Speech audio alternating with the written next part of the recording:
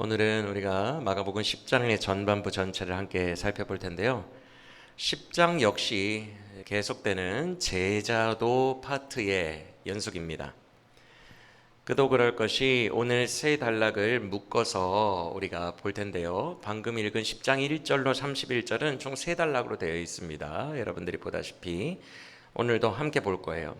그런데 1절부터 12절까지 첫 번째 단락도 보면 10절에서 제자들이 예수님께 다시 이 일을 여짜왔다라는 장면이 나오고 예수님이 그것에 대해서 10, 11, 12절에서 설명을 하시는 장면이 나오기 때문에 단순히 앞부분에 있었던 바리새인들과의 논쟁이 핵심이 아니라 결국 제자들에게 그 사건을 통해 제자의 길은 이런 거야 라고 설명을 해주세요. 그렇기 때문에 여전히 10장도 제자도의 연속이구나 라고 우리는 알 수 있고요. 두 번째 단락인 13절로 16절도 보시면 첫 구절인 13절에서 제자들이 어린아이들의 접근을 막고 개입합니다. 그렇죠? 제자들이 개입을 했기 때문에, 그리고 그것에 대해서 주님이 천국의 도에 대해서, 제자도에 대해서 또 14절 이하에서 천국은 이런 자의 거라고 가르치시기 때문에 이건 제자들이 이슈된 거죠.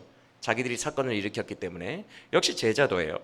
그리고 이제 오늘 본문의 세 번째 단락인 17절로 31절까지의 이 단락은요, 23절 이하에서 예수님이 제자들에게 따로 또 특별히 설명하시는 장면이 나옵니다. 얘들아, 천국은 뭐 돈 부자가 낙타가 들어가는 것만큼 어렵다, 이렇게 설명하시는 장면이 나와요. 그렇기 때문에 역시 제자도구나. 맞습니까? 그래서 지금 계속해서 제자도 파트가 10장에도 이어지는구나, 이렇게 우리는 생각할 수 있어요. 그리고 오늘도 그래서 그 문맥에 근거하여, 전체 문맥에 근거하여 제자도로 오늘 이 본문들을 묵상해 볼 거고요. 아울러 지금까지 계속 해왔던 것처럼 세 단락이지만 하나의 묶음으로써 우리가 오늘 주의 음성을 들어보려고 합니다. 오늘 본문으로 가기 전에 한 가지 질문을 우리 모두에게 해보면 좋겠습니다. 그 질문은 이것입니다. 여러분은 천국 가기 원하십니까? 그러면 천국을 사랑하십니까? 앞에 한 단어만 붙여서 다시 질문하겠습니다. 정말 천국을 원하시고 정말 천국을 사랑하십니까? 진짜 내 마음에는 이 세상 무엇보다도 천국이랑은 안 받고, 억만금을 줘도 천국이랑은 안 받고 라는 마음이 진짜 있습니까? 제가 갈수록 진짜 정말 이러면서 부담스럽게 이 질문을 드리는 이유는 오늘 이 본문을 통해 주님이 우리에게 물어보시는 질문이 바로 이거이기 때문에 그래요. 제가 먼저 이 본문을 읽고 먼저 묵상하며 마음이 아팠어요. 민호가, 얘야, 너는 정말 내가 너에게 준 천국을 갈망하느냐? 천국을 온 마음으로 원하느냐? 천국을 존귀하게 여기느냐? 천국을 보물로 여기느냐? 주님이 우리에게 오늘 작정하고 본문을 통해 이 질문을 던지실 겁니다. 그러면 우리 자신의 내면을 돌아보며 주님이 우리에게 주시는 음성을 우리의 마음에 듣고 우리의 마음에 다시 한번 천국을 사랑하는 새로운 마음이 부어지기를 예수님의 이름으로 축원합니다. 이 질문이 오늘 메시지의 핵심이기 때문에 오늘은 이 질문 중심으로 순서를 바꿔서 볼 거예요. 세 단락이 있는데 첫 번째 단락부터 보는 것이 아니라 질문의 흐름대로, 이 논리의 흐름대로 우리가 볼 겁니다. 그러기 위해서 우리가 처음 봐야 되는 단락은 어린아이 이야기가 나오는 두 번째 단락입니다. 13절부터 16절까지의 짧은 단락인데 이야기는 아주 단순하죠. 여러분들이 아까 봉독할 때 한 번만 읽어도 무슨 얘기인지 다 알아요. 내용 자체는 엄청 쉬워요. 뭐예요? 사람들이 예수님에게 자기 자녀들 좀 만져달라고, 즉 안수해달라고 예수님에게 자녀들을 데리고 온 거예요. 그런데 13절에서 제자들이 그것을 금지하고 심지어 꾸짖었다고 얘기를 하죠. 왜 그런지는 지난 시간에 다 설명해 드렸습니다. 당시 고대 근동에서 어린이들을 바라보는 시각이 어떻다 그랬어요? 하나의 인격체로, 인간으로 대접하진 않습니다. 권리를 하나도 가질 수 없어요. 어른들과 대화할 수 있는 권리도 없어요. 이거를 논하고 말할 수 있는 권리도 없어요. 성인식을 거쳐야 돼요. 즉 유대인 나이 30살이 되어야 돼요. 30살이 되어야 회당에도 갈 수 있고 사회 참여할 수 있고 정치 참여할 수 있고 다 할 수 있어요. 그 전에는 인간으로서의 인권이 있다 없다? 없어요. 그렇기 때문에 30살이 되지 못한 아이들은 사회적 최약층이에요. 동시에 무시받아요. 네가 뭘 안다고 그래? 네가 뭘 안다고 여기에 끼어들어? 오지마. 이렇게 얘기를 한다고요. 이해가 되시죠? 그런데 예수님이 제자들이 그렇게 꾸짖었어요. 사회 통념에 근거하여 꾸짖었더니 14절에서 예수님이 이례적으로 분노하십니다. 맞습니까? 그러면서 뭐라고 하세요? 14절과 15절이 오늘 문맥 전체를 이해하는데 아주 중요한 구절이거든요. 집중해서 봅시다. 주님이 14절에서 어린아이들이 내게 오는 것을 금하지 말라라고 하셨어요. 왜? 이유가 있어요. 하나님의 나라는 어린아이와 같은 자들의 것이니까 라고 말씀하십니다. 즉 그들이 하나님 나라의 주인공들인데, 아니 주인공들이 오겠다는데 왜 막아? 이렇게 얘기를 하신 거예요. 맞습니까? 제자들은 자기들이 주인공인 줄 알아요. 그렇죠? 왜냐하면 가장 예수님께 가까이 있으니까. 하나님 나라의 책임자들이고 주인공들인 줄 아는데 가치관이 예수님과 전혀 다르다 보니까 주인공들이 오시는 것을 오히려 쫓아내고 있는 거예요. 반대 행동을 하고 있는 거죠. 그러니까 예수님이 화내시는 거예요. 이들이 주인공인데 왜 반대 행동을 하느냐? 내 나라에 대해서. 그러면 여러분, 왜 어린아이 같은 자들이 하나님 나라의 주인공일까요? 그 답이자 동시에 오늘 본문을 이해할 때 가장 중요한 말씀인 15절을 우리가 함께 읽어보겠습니다. 다시 시작.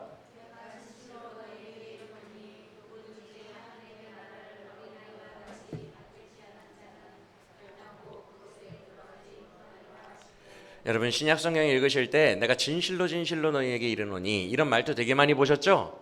그래서 저도 이런 말투를 뭐 그냥 크게 신경 쓰지 않았는데 오늘 이 설교를 준비하면서 이렇게 묵상을 하는데 왜 이렇게 신경이 쓰이나 모르겠어요. 이런 말씀들을 예수님이 그냥 어떤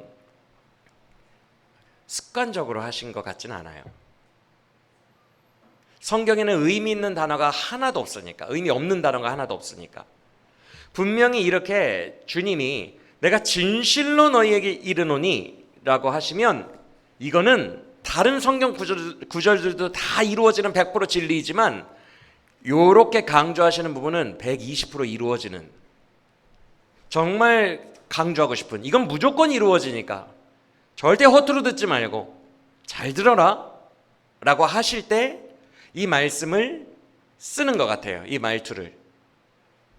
오늘 본문에서도 하필이면 31절까지 31개 구절 중에서 유일하게 여기에 내가 진실로 너에게 이르노니 무조건 이루어진다, 이것은 이대로 될 거다, 그러니까 긴장하라, 귀담아 들으라 라고 말씀하신 것이 하필이면 왜 이 구절에 있을까? 부담되게. 이 말투가 있는 구절들은 우리도 귀담아 들어야 돼요. 귀담아 듣는다는 말은 뭐냐면 성경을 읽다 보면 서로 이 카운터 되는 그런 구절들이 있어요. 그냥 읽기에 서로 대적하는 것처럼 느껴지는 구절들이 있죠. 그때 주님이 강조하신 이런 구절들이 더 우위에 서는 거예요. 그러니까 긴장하면 듣고 심각하게 듣는다는 이유는 다른 구절들도 다 중요하고 다 진리이지만 이것이 더 우위에 있다라는 얘기를 강조할 때 쓰신다는 거예요. 그런데 말투 보세요. 15절 마지막에 결단코라는 말씀까지 하세요. 맞습니까? 어우, 막 무서운 단어들은 다 쓰세요. 강조하는 말씀들은 다 쓰세요. 즉 이것만큼은 절대적인 구절로 알고 너희가 평생 간직하고 살아라, 이런 느낌이겠죠, 그렇죠? 그러면 그렇게까지 강조하신 진리가 뭐예요? 누구든지 하나님의 나라를 어린아이처럼 받들지 아니하면 결코 못 들어간다예요, 천국에. 이 한마디가 오늘 본문 전체의 주제입니다.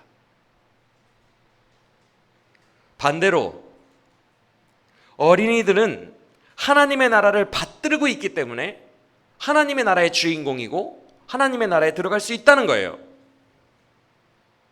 자, 그러면 여러분 자연스럽게 여기까지 들으시면 어떤 단어가 헬라어로 궁금해집니까?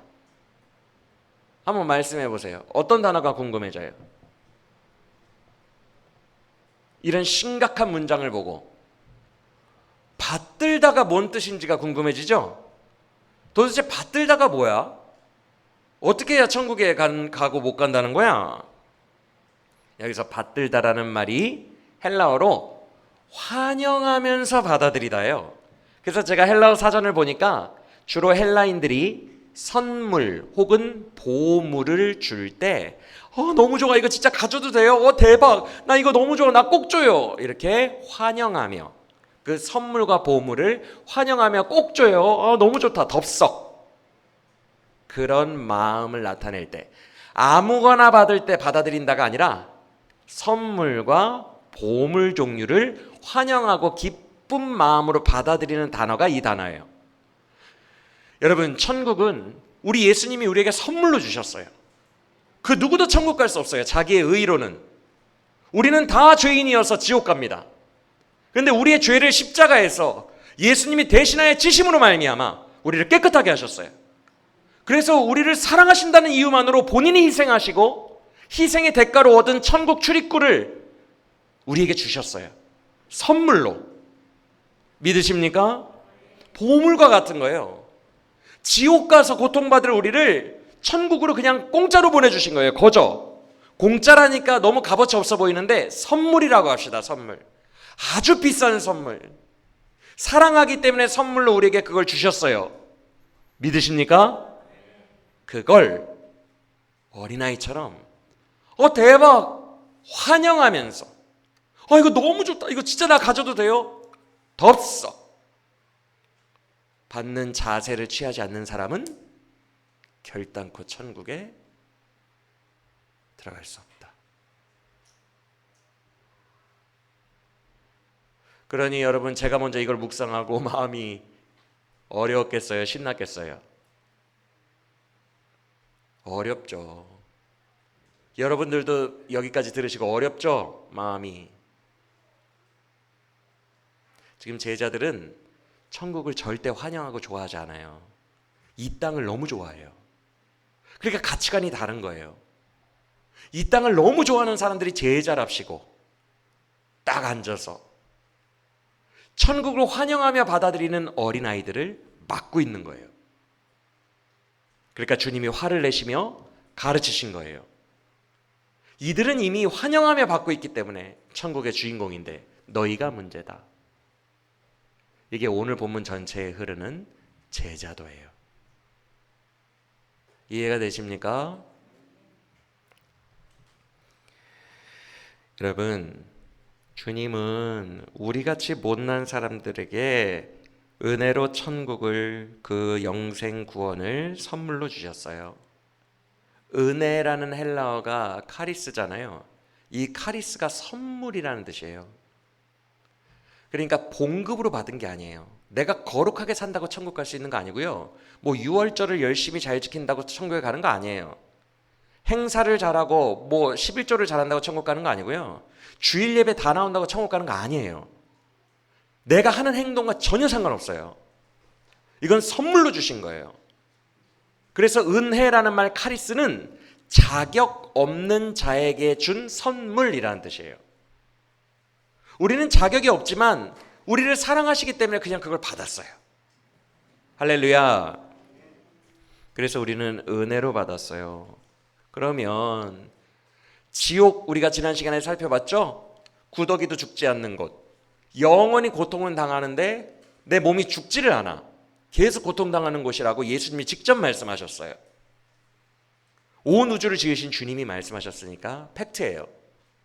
그 지옥에 가야 마땅할 죄인인 우리들, 늘 보지 말아야 될 것들을 보고 있고, 가지 말아야 될 죄의 장소 가고 있고, 만지지 말아야 될 죄 짓고 있고, 맨날 그런 것들 하고 있는 죄인인 우리들을 주님께서 대신 십자가에서 죽으심으로 말미암아 구원하셨어요.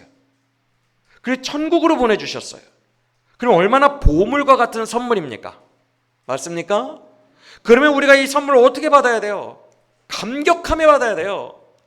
자격 없는 나에게 이렇게 엄청난 것을 주셨으니 감사하며 환영하며 받아야 돼요. 내가 이것 주신 것만으로 몸둘 바를 모르겠고 내 나머지 인생과 다 바꿔도 상관없어요 라는 말이 나와야 돼요. 오늘 나를 순교시켜서도 상관없어요 라는 말이 나와야 정상이라고요. 왜? 너무 크니까.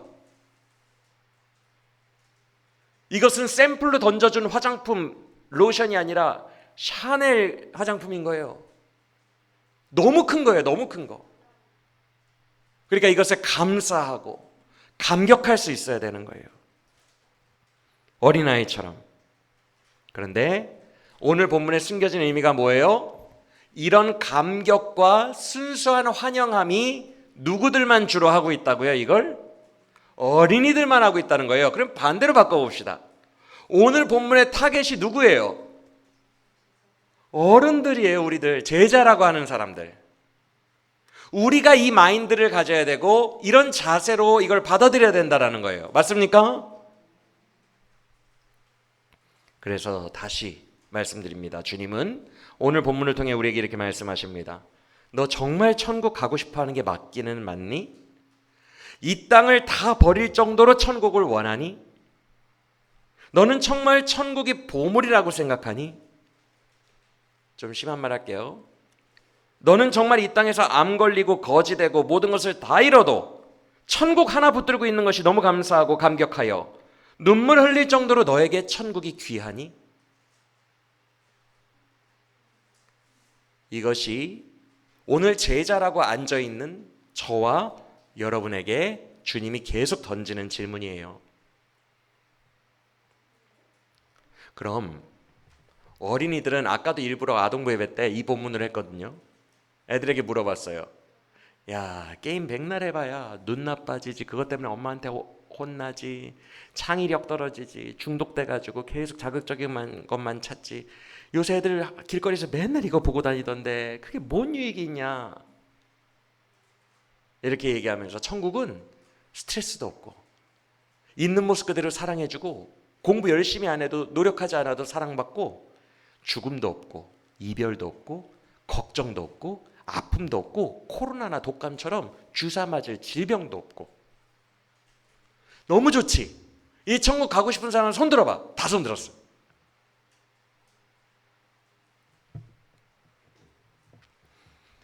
왜 어린이들은 천국 가고 싶은 사람 하면 조여조여 하고 손 드는데 왜 어른들은 그렇게 못할까요? 아시죠? 이유. 천국보다 어디가 더 좋으니까? 손을 못 드는 이유. 천국보다 이 땅을 사랑하기 때문에. 대부분의 어른들은 이 땅을 너무 좋아해요. 그래서 어린아이들처럼 천국을 받들지 못하는 거예요. 본문 말씀처럼 받들지. 그런데 주님은 말씀하십니다. 내가 진실로 너희에게 이르노니 너희의 마인드가, 천국을 향한 마인드가 어린아이와 같지 않으면 결단코 천국에 들어갈 수 없다고 하셨어요. 여러분, 그러면 목사님이 평소에 가르치실 예정론이랑 좀 다르잖아요. 마지막쯤에 이 말씀을 드릴 테니까 일단 예정론은 저쪽에 치워놓읍시다. 왜냐하면 너무 교리가 내 안에 체계화돼서 이게 아집이 되고 고집이 되면 오늘 나에게 실시간으로 말씀하시면서 내 죄를 드러내시는 주님에게 반응하기가 좀 어려울 수도 있어요. 그러니까 오늘은 예정론 교리를 옆에다가 잠깐 놓고 지금 이 말씀에서 강하게 나를 책망하시고 너 그렇게 내가 좋은 천국을 줬는데 너 알잖아 천국 얼마나 좋은지. 근데 어떻게 그걸 이 땅이랑 그렇게 바꾸는 마인드로 계속 속이면서 살아갈 수 있니? 너 마음 바꿔야 되지 않겠니? 라고 하시는 오늘 주의 음성에만 집중하면서 반응하길 원합니다. 할렐루야. 우리가 순수하게 그냥 한번 생각해 봅시다. 냉정하게, 순수하고 냉정하게. 여러분, 천국을 내가 원하지도 않아요. 원하지도 사랑하지도 않고 사모하지도 않아요. 나는 그 선물을 원하지 않아. 근데 천국에 보내주는 것이 논리적으로 이게 맞다고 생각하십니까? 내가 그걸 바라지도 않고 원하지도 않아. 그 좋은 것을 주셔도 그 가치를 몰라. 그래서 방 한 구석에 그냥 버려놔.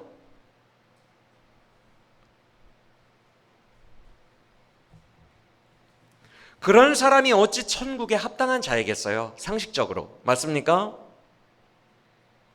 이상하죠. 천국에는 관심도 없는데. 여러분, 애초에 천국 가는 부분에 대해서 관심이 없는 사람이 내가 복음의 예수에 대해서 관심이 있다? 이건 좀 어불성설인 것 같아요. 말이 안 돼요.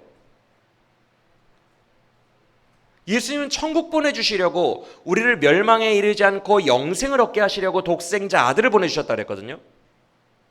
멸망을 피하고 영생을 얻게 하려고 아들이 오셨는데 그게 핵심 목적인데 내가 천국을 사모하지도 않고 천국에 관심이 없으면서 복음에는 관심이 있다? 이게 좀 말이 안 돼요.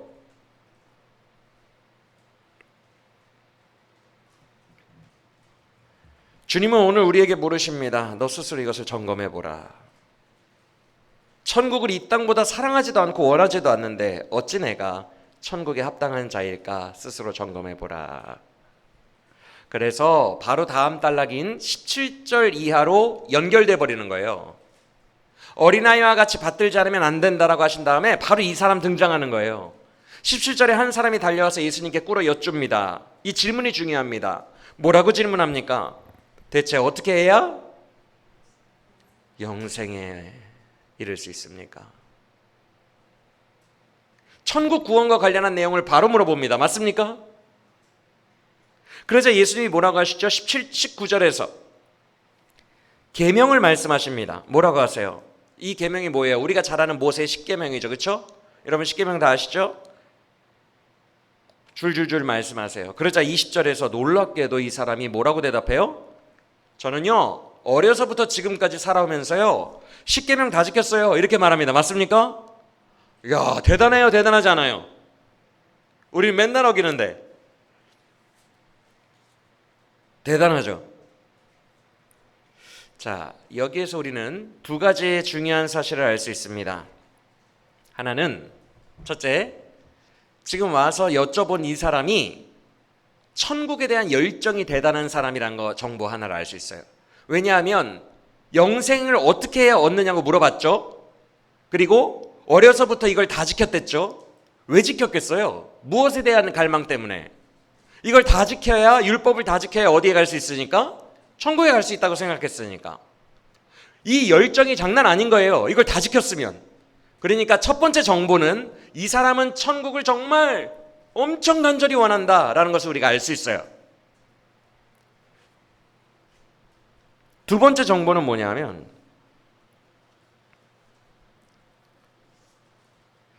율법을 그렇게 지키면서 살았음에도 구원의 확신이 있었다 없었다? 없었다. 그러니까 나와서 물어본 거죠. 구원의 확신이 있었다면 나올 리가 없죠. 여러분 이것을 우리가 잘 보기를 원하는데 이 당시에 바리새인들과 서기관들이 어떻게 가르쳤냐면 율법을 다 지키면 천국에 갈 수 있다라고 가르쳤어요. 그래서 이 사람은 그것을 그대로 믿고 율법을 다 지켰어. 근데 문제는 내면에 확신이 없는 거야. 다 지켰거든요. 그러면 소위 선한 사람이 됐어요. 선한 사람이. 그래도 내가 정말 천국에 갈 수 있을지 이 내면이 불안한 거예요. 두렵고. 그래서 예수님에게 나와서 17절에서 뭐라고 호칭합니까? 예수님을. 이분은 알 수 있겠다.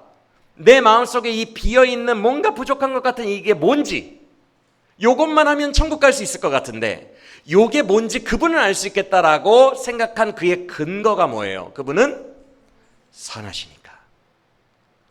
나보다 더 선하시니까 뭔가 그 빈 한 퍼즐 조각을 알고 있을 거야 라고 생각하는 거예요.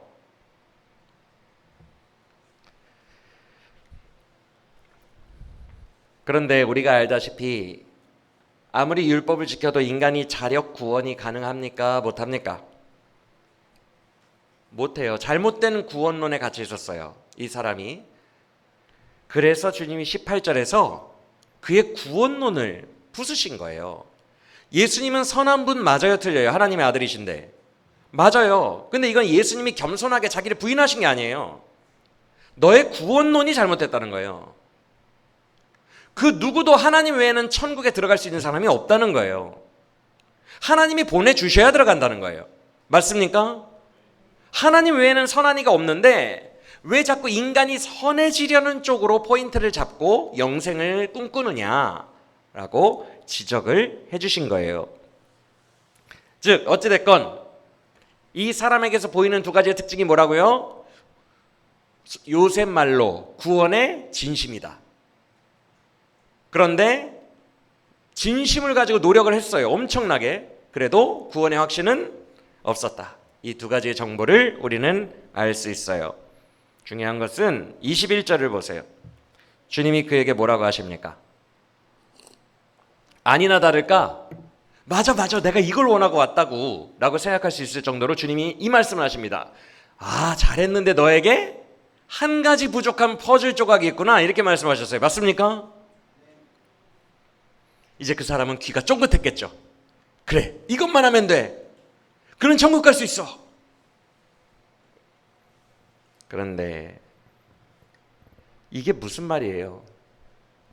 지금 모세의 율법 다 지켰다 그랬죠. 맞습니까?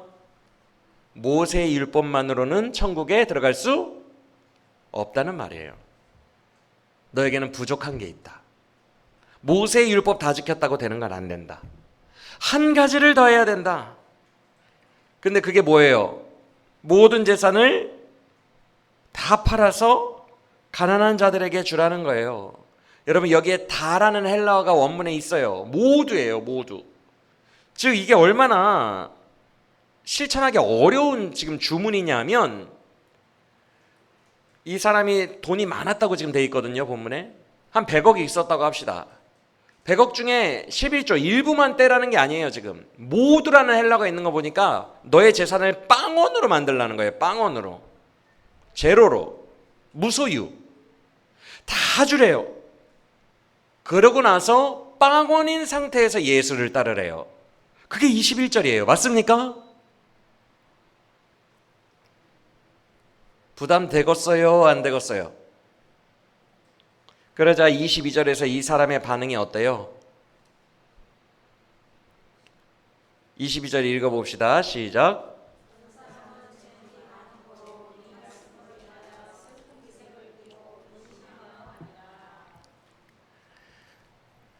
아까 두 가지 정보를 기억하세요. 이 사람은 천국을 강력한 에너지를 가지고 원했죠. 열정을 가지고.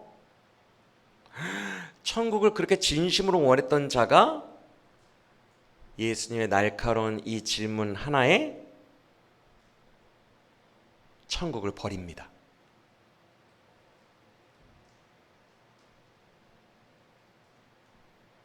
이게 오늘 본문의 의도예요. 22절에 슬픈 기색을 띠고 근심하며 갔대요. 여기서 갔다라는 단어가 헬라어가 완전히 떠나버리다예요. go away. 그러니까 go away는요, 그냥 손절했다는 거거든요. 인연 끊었다는 거예요. go away, 그냥 떠난 거예요. 저 멀리. 주저하거나 머뭇거린 게 아니라 떠났어요. 헤어졌어요. 천국과 헤어졌어요. 그렇게 원하던 천국과 헤어졌어요. 그리고 여기에서 근심하며 갔다고 할 때 근심하다라는 단어가 엄청 고통스럽다는 뜻이에요. 막 고통을 받으면서 떠나간 거예요. 왜 고통을 겪어요? 22절의 초반부에 그 이유가 나오죠. 이 사람이 고통을 겪은 이유가 뭐예요? 뭘 때문에? 들은 말씀 때문에. 여러분, 말씀이 이런 거예요. 예수님은 다 하십니다. 그래서 한마디를 인자하게 하세요. 그래, 너 재산만 팔아서 빵원 만들면 되겠구나. 인자하게 너무 쉽게 말하세요. 근데 주님의 그 한마디가 나에게 그 말씀으로 인하여 엄청나게 큰 고통이 됩니다.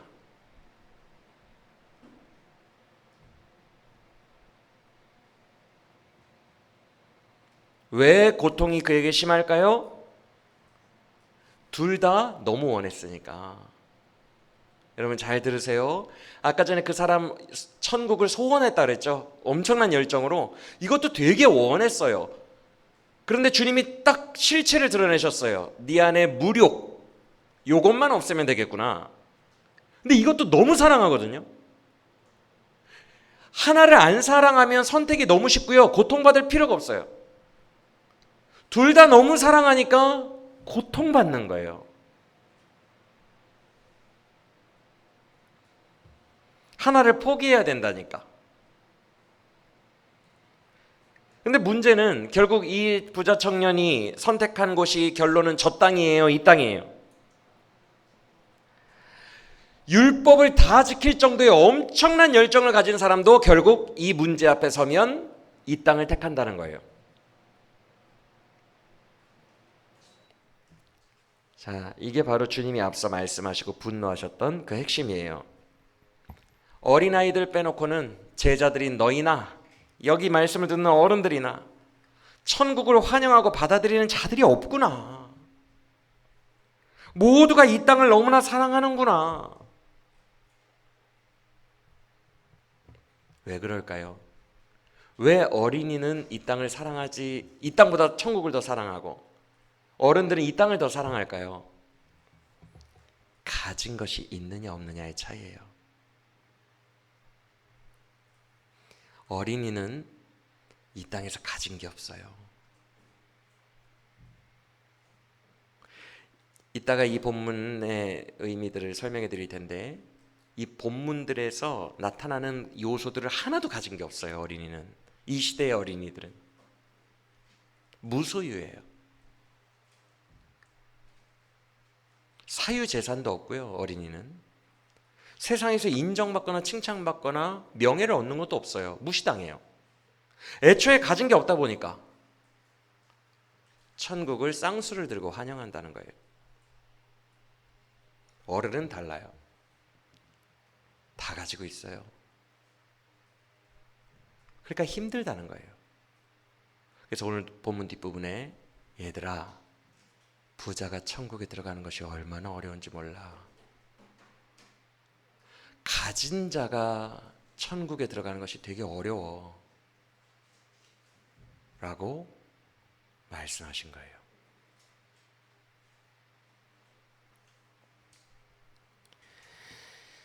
우리가 아무리 천국을 사랑하고 소원하고 그 가치를 복음의 진리로 들어서 알고 있다고 하더라도, 여러분 다 알고 계시죠?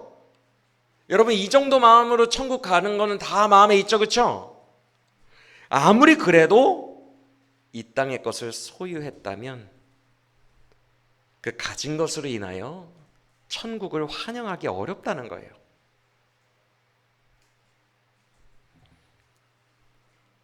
이 시간에 주님은 우리에게 물으십니다. 네가 바로 이 두 소원 사이에서 고통받는 사람 아니냐?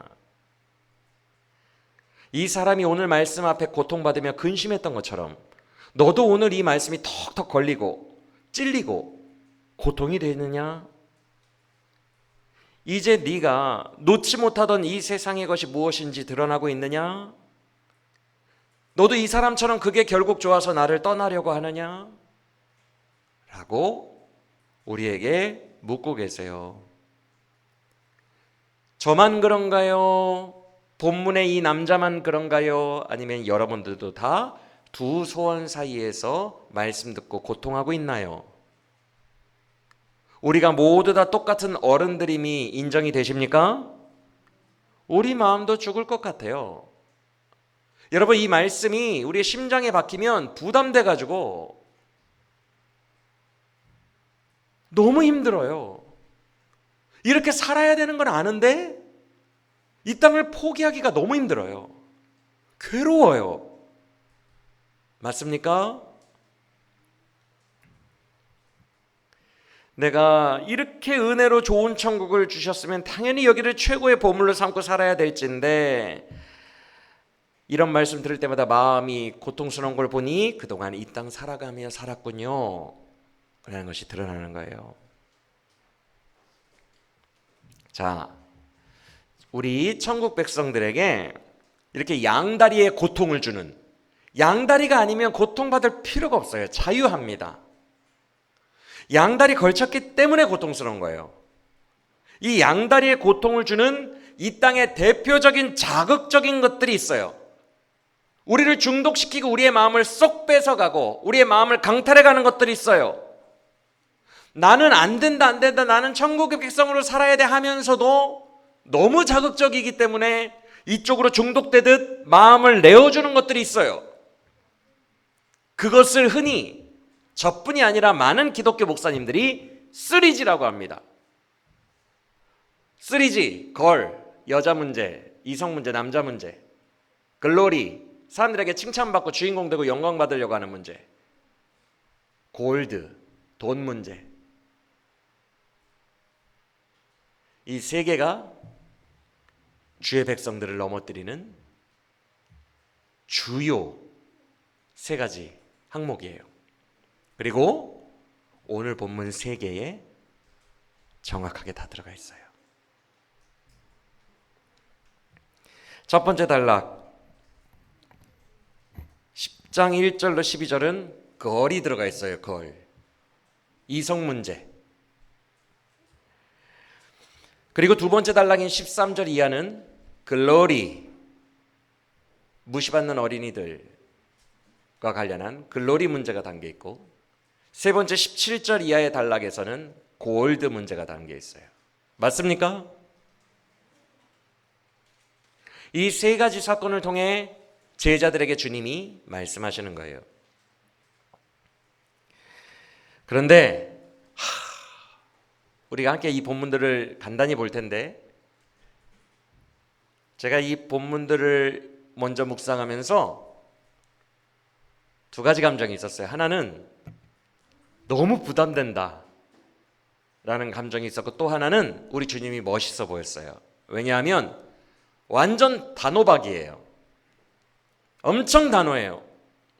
그러니까 진리지. 순수함의 극치, 거룩의 극치, 타협함이 없어요. 약간 이렇게 불순물들을 묻히고 타협하고 오염되고 이런 게 없어요.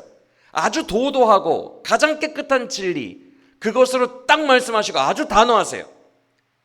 제가 그 단호한 주님을 느꼈어요. 이 3G와 관련해서 봅시다. 단 1%도 허용하지 않는 주님에 대해서 봅시다. 먼저 여자 문제, 남자 문제, 이성 문제, 걸. 2절에서 바리새인들이 시험하려고 질문을 했답니다. 아내를 버리는 게 옳습니까? 이혼하는 게 옳습니까?예요. 왜냐하면 이 당시에 아내는 이혼을 요구할 권리가 없어요. 남자들이 보통 아내를 버립니다. 이혼합니다. 그래서 이혼이 옳습니까? 이게 왜 시험이 되냐 하면, 당시에 유대인들 랍비들이 두 가지의 신학으로 나뉘어서 서로 학파가 충돌하고 있었어요. 그게 뭐냐 하면 샴마이 학파랑 힐렐 학파가 있거든요. 이 당시에 유대인들의 두 거대한 학파가. 샴마이 학파는 좀 진보적이어서 그냥 막 이혼해도 돼 이렇게 얘기를 하고, 힐렐 학파는 좀 보수적이어서 어떻게 그래도 이혼을 해 이렇게 얘기하는 쪽이에요. 이 둘이 맨날 싸웠어요, 랍비들이. 근데 샴마이 학파는 어떻게 말했냐면, 여자가 실제입니다. 여자가 후라이팬에 요리하다가 요리를 태우잖아요. 이혼 사유가 돼요. 힐렐 학파는, 그러니까 이쪽은 이혼 사유를 아주 자잘한 것들까지 다 제시하고 있고 허용해주고 있고, 이쪽은 no, 여자가 남편 몰래 불륜했을 경우에만 이혼할 수 있다라고 얘기를 했던 게 힐렐 학파예요. 이 양쪽이 누가 옳으냐라고 계속 싸우고 있었거든요. 그래서 이 바리새인들이 예수님 당신은 누구를 지지하나요? 라고 시험하려고 물어본 거예요. 그러자 예수님이 3절에서 모세의 율법에 대해서 물어보십니다. 모세가 뭐라고 하든, 그러자 그들이 대답합니다. 모세는요, 이혼 증서만 써주면 이혼하는 걸 허락했거든요. 그러자 예수님이 뭐라고 하십니까? 모세가 그렇게 한 건 그게 좋은 법이어서 그런 게 아니야. 5절을 보시면 너희들이 하도 완악하니까 차선책으로, 차악책으로 그냥 세팅해 놓은 것뿐이야. 즉 여성 인권이 남성들의 성욕 때문에 무참하게 유린되고 버려지는 것들을 사회적으로 최소한 방지하기 위해서 이혼 서류를 써주고 보내라 라고 모세가 말한 것이지, 그 법이 선한 법이고 주의 뜻이어서 말한 게 아니야. 너희들이 하도 여자들을 많이 버리니까, 사회에 그 버려진 여자들로 넘쳐나니까 그걸 방지하기 위한 최소한의 법이야. 왜 그걸 따르고 있니? 왜 그게 너희의 기준이 됐어? 하나님의 선하심이 아니라, 이렇게 말씀하시는 거예요. 이해가 되십니까? 여러분, 이런 학파들의 논쟁이 불거진 것 자체가, 아까 논쟁 말씀드렸죠? 이 당시 사회 분위기를 추측할 수 있게 해줘요. 남자들이 성욕 때문에 여자들을 많이 버렸어요. 다른 여자랑 관계하고 싶은 거예요. 그래서 요리만 태워도 그걸 구실 삼아서 버리는 거예요. 그러면 문제는 고대 근동의 여자들은요, 남편에게 버림받으면 수입이 없어요. 그래서 다 창녀가 돼요. 그거 아니면 먹고 살 수가 없다고요. 그걸 사회법으로 방지해 놓은 게 모세 율법이에요. 그러지 마라. 창녀들만 엄청나게 많이 양산하는 말도 안 되는 너희들의 욕망 때문에 그런 짓 하지 마라라고 법으로 해놓은 거예요. 이해가 되십니까?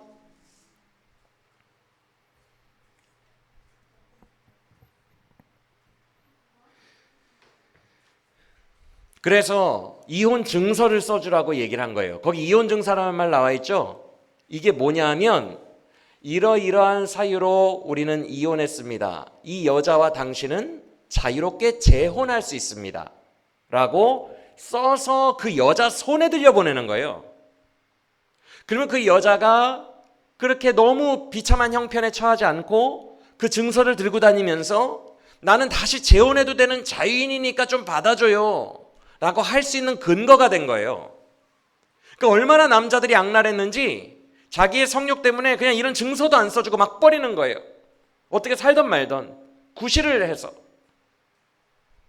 즉 최소한의 법적 장치였어요. 그러면 여러분, 문제가 뭐예요? 더 근본적으로 따져봐서 이 3G가 문제인 거예요. 남성의 성욕이 문제인 거예요. 맞습니까? 그런데 이 근본적인 이 부분을 터치하지 않고 샴마이 아파는 이 남성들의 성욕을 지지해주는 의견을 폈고, 힐렐 학파는 이것을 제어하는 의견을 편 것뿐이에요. 그런데 우리 예수님은 단호박이에요. 뭐라고 하세요? 아예 이혼 자체를 하지 마라. 이혼 금지.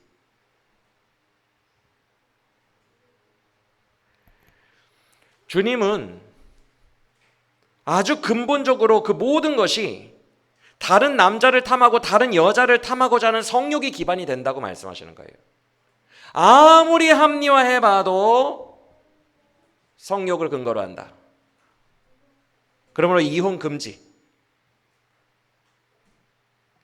6절 이하가 그 말씀이죠. 그리고 특히 쭉 이어지다가 여러분이 익숙하게 알고 계시는 9절 보세요. 결혼식 때 맨날 나오는 거. 9절에서 뭐라고 합니까? 하나님이 짝지으신 것을 부부라고 합니다. 이것을 누가 나누지 못해요? 그러면서 11절과 12절에서 이렇게 말씀합니다. 이혼이라는 발상 자체가 또 다른 여자, 다른 남자에게 가서 관계하겠다는 것을 공식화하는 거다. 그래서 간음죄다. 라고 주님은 단호박처럼 말씀하시는 거예요. 맞습니까? 여러분, 그런데 이것이 예수님 스타일이거든요. 아주 거룩하세요. 진리 그 자체예요. 근본을 꿰뚫어 보시고 근본적인 문제에서 하나님의 뜻을 말씀하십니다. 근데 오늘날 우리들의 모습을 보세요. 이 사회의 모습을 보세요. 예수님이 정하신 이 진리의 범주를 아무도 존경하지 않아요. 이혼 프로그램들이 지금 TV에 넘쳐나는데 다 자기 합리화가 장난 아니에요. 모두가 어쩔 수 없었대요. 어쩔 수 없으면 진리를 무시해도 되는 겁니까? 어쩔 수 없으면 막 바꿔도 되는 거예요?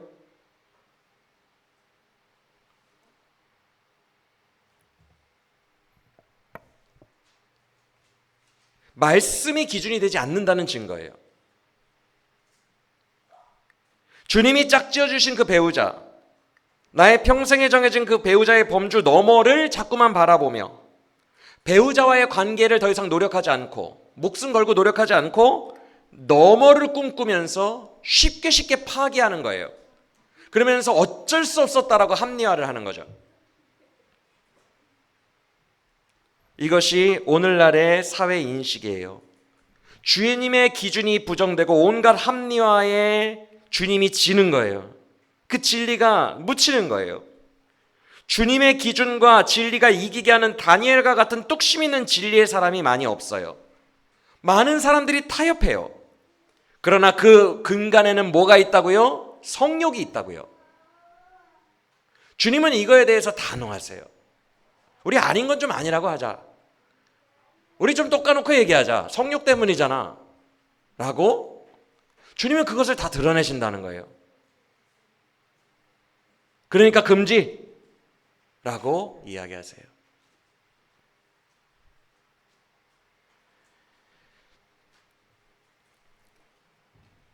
이런 걸에 대한 시리즈 중에 걸에 대한 욕망이 이 땅을 중독자처럼 사랑하게 만드는 성도들을 매이게 하는 첫 번째 강력한 죄의 분과예요. 이해가 되십니까? 제가 수요 예배에는 이 부분을 자세히 써놨으니 그 부분을 가져가셔서 참고하셔서 묵상해 보시면 좋겠어요. 두 번째 단락은 글로리예요. 어린아이들은 무시받는 존재인데 반면에 그들을 꾸짖는 권위 있는 존재는 제자들이에요. 제자들은 높아지는 것을 추구해요. 여러분, 모든 사람들은 높은 것을 좋아해요. 이 땅에서 높아지고 영광받고 칭송받고 인정받는 것을 누구나 탐합니다. 오늘날 글로리 부분에도 우리는 몹시 취약합니다. 우리가 자존심 상해하고 질투하는 모든 경우에 어떻게 보면 다 글로리가 들어가 있어요. 우리는 근본을 볼 수 있어야 돼요. 우리를 우울하게 하고 힘 빠지게 하는 어떤 모든 근간에 글로리가 숨어져 있다고요. 예를 들어 옆집 아줌마가 의사 아내야, 의사 아내. 그래서 외제차를 끌고 고급 향수를 뿌리고 샤넬 가방 들고 엘리베이터에서 만났어. 같이 주차장에 나갔는데 내 차는 옛날 10년 전 한국 차인데 새 거 외국 차를 쫙 끌고 나가요. 이런 것들이 우리에게 우울함을 주고 질투를 주고 낙심함을 준다고요.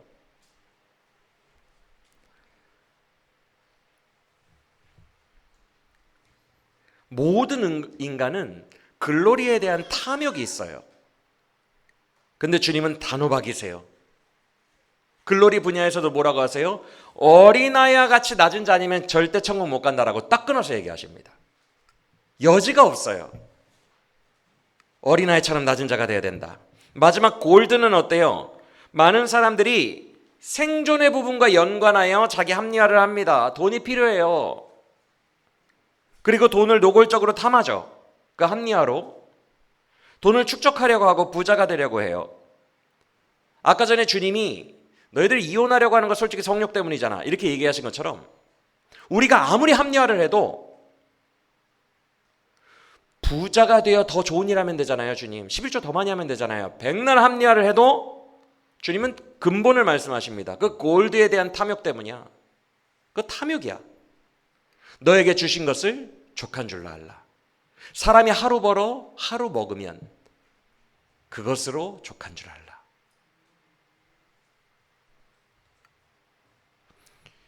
주님이 23절과 24절에서 말씀합니다. 부자가 되면 천국에 들어가기가 점점 어려워진다. 얼마나 어려운지 당시에 근동에서 제일 큰 동물이 낙타였거든요. 코끼리가 없으니까. 낙타였는데 그 낙타가 가장 작은 구멍인 바늘구멍, 그들이 인식할 수 있는 가장 작은 세계관, 거기에 들어가는 것만큼이나 어렵다라고 해요. 여러분, 이건 과학적으로 가능성이 있어요, 없어요? 과학적 가능성이 제로에 가깝죠? 그렇죠? 물리적으로는 불가능합니다. 주님은 단호박이에요. 그래, 다들 먹고 살기 힘든데 돈을 좀 모아놔도 되지, 재산을 축적하고 부자가 돼도 되지, 그렇게 말씀하지 않으십니다. 단호하게 제로야 라고 말씀하십니다. 그런데도 오늘날 우리는 이 진리를 무시합니다. 이 세 가지의 3G에 흔들려서 사정없이 휘둘리며 살아가고 있어요. 중독되어서 살아가고 있어요. 천국 좋은 건 알겠는데 평소에 이 세 가지에 중독되어 살아가다가 교회에 오다 보니 주일에 이런 말씀을 딱 들으면 아까 그 사람처럼 마음에 고통을 느끼고 턱턱 걸리고 찔리고 몹시 괴로워져서 둘 다 사랑하고 싶은데 하나를 버려야 된다는 생각에 근심하며 돌아가게 돼요. 만약에 우리가 정말 천국만 사랑하고 3G에 있어서 무소유라면 이런 근심 자체가 발생하질 않아요. 둘 다 안 놓으려고 하니까 근심하는 거라고 말씀드렸어요. 맞습니까? 그것이 주일날 이런 말씀들을 통해서 다 드러나는 거예요. 내 마음이 사실 그랬다는 것을. 사랑하는 여러분, 방법은 그냥 하나밖에 없어요. 주신 것을 만족함으로 알라. 내게 주신 배우자가 최고로 알아라. 내게 지금 주신 돈을 최고의 만족으로 알아라. 내가 지금 사람들에게 인정받지 못하고 옆집 의사 안에는 명품백 들고 나가도 너에게 준 이 모든 것들을 가장 만족함으로 여겨라. 즉 천국의 가치를 두고 최대한 이 3G에 휘둘리지 않으려고 무소유를 지향하며 살아가는 것만이 이 땅에서 천국을 소유할 수 있는 유일한 방법임을 믿으시길 바랍니다. 그러니까 세 분야 모두에서 어린아이처럼 낮아지는 것을 지향하는 거예요. 가난해지려고 하는 거예요. 그래서 오늘 본문의 결론인 31절을 보시면 주님이 이렇게 말씀하신 거예요. 31절 보시면 먼저 된 자와 나중 된 자 이야기가 나오죠. 이게 무슨 얘기인 것 같아요, 여러분?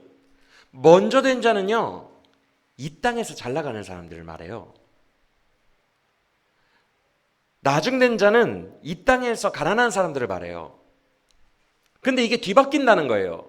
저 땅에 가면 먼저 된 자들이 다 가난해질 거고 이 땅에서 가난하게 살았던 사람들이 다 먼저 된 자가 될 거래요.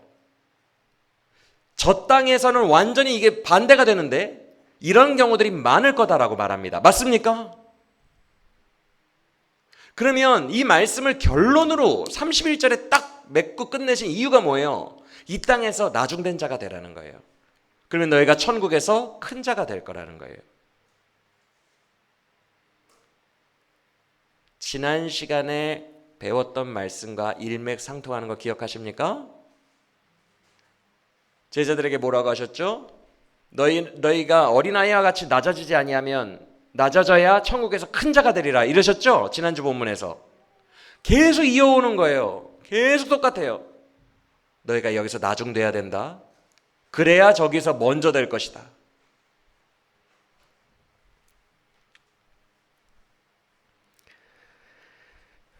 여러분, 예수님이 오늘 우리에게 말씀하십니다.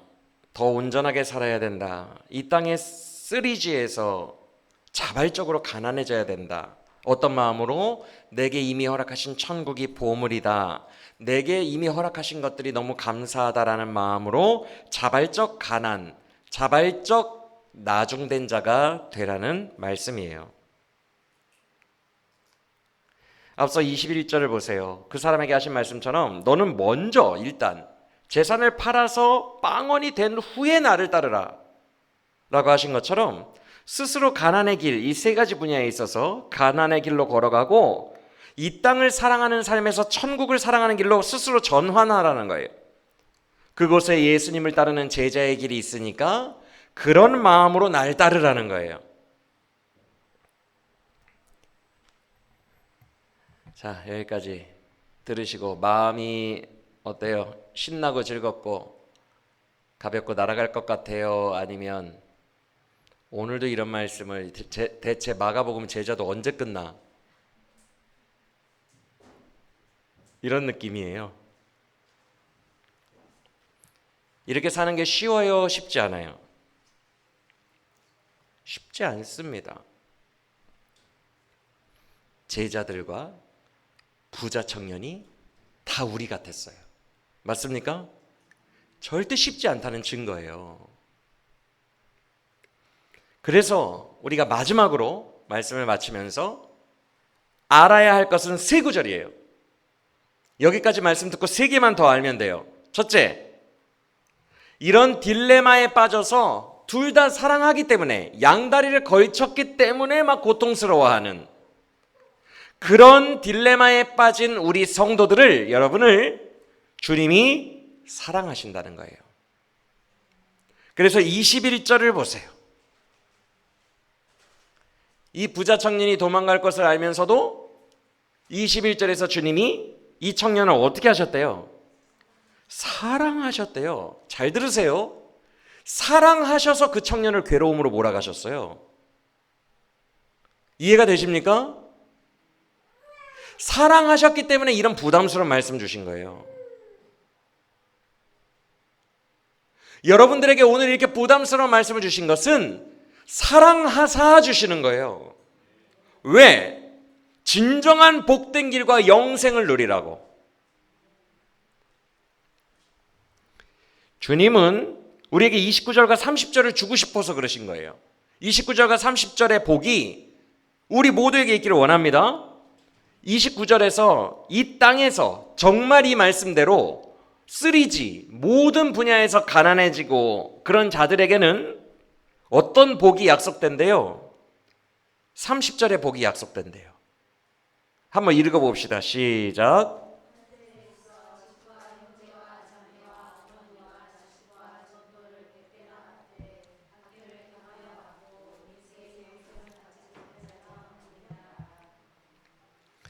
이 30절의 복을 우리에게 주시기 위하여 우리를 사랑하시니까 이 불편한 진실 앞에 말씀으로 일부러 드러내시는 거예요.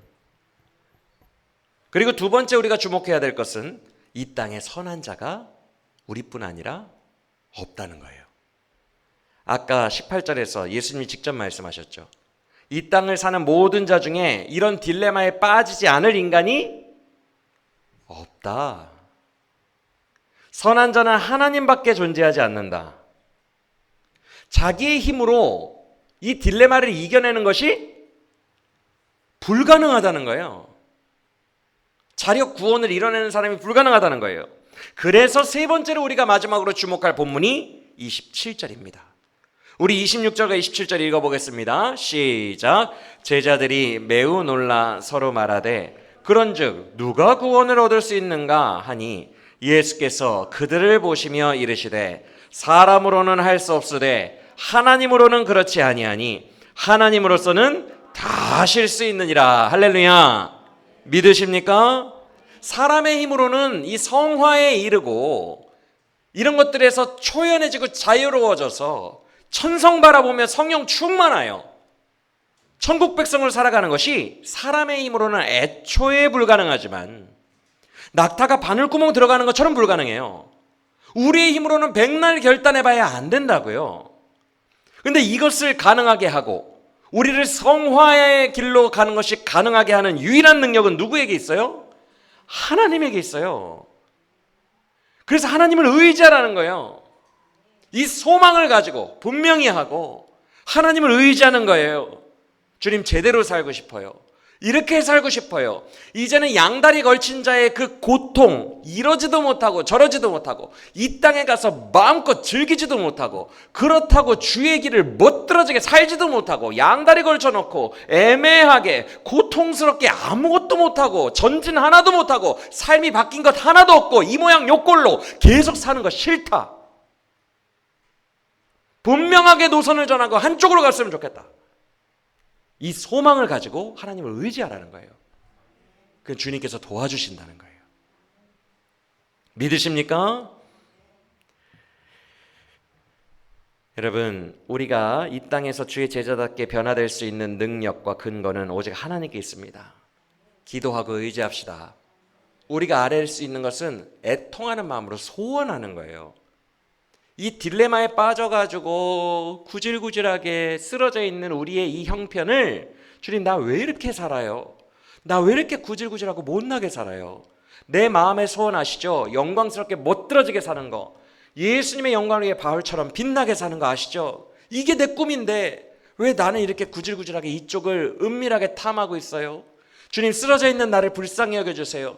내 꿈대로 살아갈 수 있게 도와주세요. 나를 일으켜주세요. 이렇게 우리가 주를 전심으로 의지할 때 주님께서 그 기도를 받으시고 우리에게 그의 능력을 부어주신다는 것입니다. 믿으시길 바랍니다. 주님이 제자처럼 우리를 빚어주실 수 있어요. 충분히 그럴 수 있어요. 하나님으로서는 다 하실 수 있느니라. 할렐루야. 31절 마지막에 주님이 이렇게 말씀하셨어요. 그런 자들이, 구원받을 자들이 적다 많다? 많을 거예요. 소수의 몇 명 뛰어난 바로 같은 사람들만 하는 게 아니에요. 우리도 다 그렇게 살 수 있어요. 많을 거래요. 주님이 약속하셨어요. 많으니까 나도 그 많은 행렬에, 주의 종의 행렬에 나도 있게 하소서. 나도 동참하게 하소서. 딜레마 속에서 괴로워하는 우리가 아니라 너희는 여호와냐 바알이냐 중간에 있지 말고 오늘 하나만 정하라 라고 말했던 엘리야처럼 내가 오늘 여호와를 나의 주로 모십니다. 하나만 분명하게 정하고 살아가는 우리 모두가 되시기를 예수 그리스도의 이름으로 축원합니다. 단 하나 간데 예수님만을 주인으로 삼고 가면 모든 것을 버린 것 같아서 당장 죽을 것 같지만 해보세요. 절대 그렇지 않습니다. 그때부터 하늘의 자유와 무한한 평강과 엄청난 담대함이 내 안에 생기기 시작해요. 내가 능력으로 가득 차게 된다고요. 왜? 내 인생을 이제는 예수 그리스도께서 채우시고 책임지심을 믿기 때문입니다. 이쪽에 진짜 자유가 있어요. 이쪽에 진짜 능력이 있고 이쪽에 진짜 강함이 있어요. 한번 믿고 해보세요. 그에게 나를 맡겨보세요. 그에게 나의 삶 전체를 맡기고 나아갈 때에 그가 내 삶을 어떻게 선하게 인도하시는지 직접 확인해 보시길 바랍니다. 그래서 이쪽 3G의 유혹은 다 거짓이에요. 가짜예요. 행복할 것 같지만 거기에는 절대 진짜 삶이 없습니다. 속지 말고 이 진리 안에서 단호하게 나 이쪽 길을 걸어가고 싶다고 오늘 여호와를 나의 주로 선택하는 우리 모두가 되시기를 예수님의 이름으로 축원합니다.